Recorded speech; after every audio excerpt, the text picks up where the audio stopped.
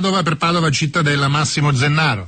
Il derby padovano con due squadre in un buon momento di forma. Il Padova, dopo il passo falso in casa con la Sampdoria, si è rialzato subito andando a vincere 4-1 sul campo della Regina. Il Cittadella di Claudio Foscarini sulla panchina granata dal 1 luglio del 2005 arriva da 3 risultati utili consecutivi e con 30 punti può giocare abbastanza in tranquillità. Le formazioni nel Padova: fuori Bovo squalificato, dal canto cambia molto e schiera il 4-3-1-2, Pellizzoli in porta, Donati, Legati, Trevisan e Franco in difesa, Cuffa, Marcolini e Gidai a metà campo, Bentivoglio appena arrivato qui a Padova dietro alle due punte Ruopolo e Allenius.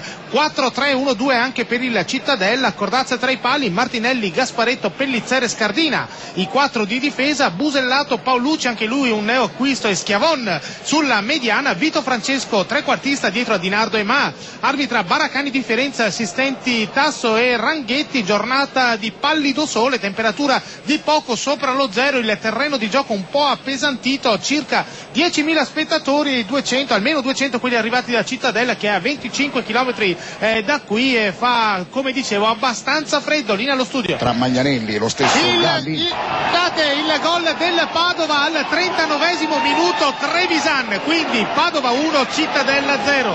E qui siamo al 42esimo minuto, dicevo, il Padova in vantaggio sul Cittadella per 1-0. Le cose si stanno mettendo molto bene per la squadra di casa dopo una partita assai difficile, perché al 39esimo il gol del vantaggio c'è stato un angolo da destra di Bentivoglio, il colpo di testa altissimo di Trevisan, Cordazza ci è arrivato, ma il pallone con un grande effetto che sembrava fermarsi sulla linea di porta e poi è finito in rete, e pochi istanti dopo il rosso diretto per il difensore del Cittadella Gasparetto, un brutto fallo a metà campo su Lazarevic.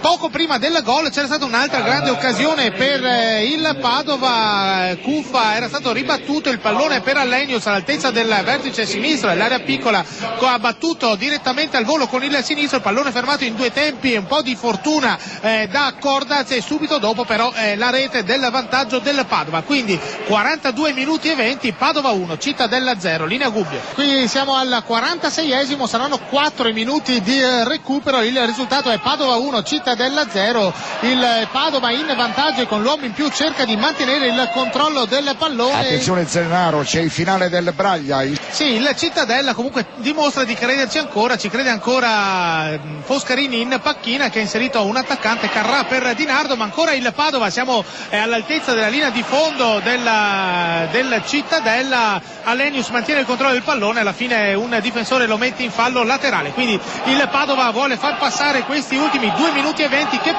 mancano alla fine della partita. Il risultato, lo ricordo, Padova 1 Cittadella 0. Linea Gubbio. A Padova mancano 40 secondi alla fine della partita, Padova in vantaggio per 1-0, occasione molto pericolose per il Cittadella, altezza del lato corto dell'area di rigore dalla parte destra, c'è anche il portiere Cordaz in mezzo all'area, il pallone messo in mezzo da Vito Francesco, controlla Schiavone al limite dell'area, perde il pallone ma lo recupera Di Roberto, e quindi ancora il Cittadella da sinistra verso il centro dell'area, gran gruppo di giocatori, l'uscita di Pellizzoli che blocca, 10 secondi alla fine di questa partita, Padova che si avvicina alla vittoria, controlla il pallone un difensore, siamo sul lato destro del fronte d'attacco del Padova, pallone lungo, fallo laterale, fischia l'arbitro e finisce questo derby, il Padova batte il Cittadella per 1-0.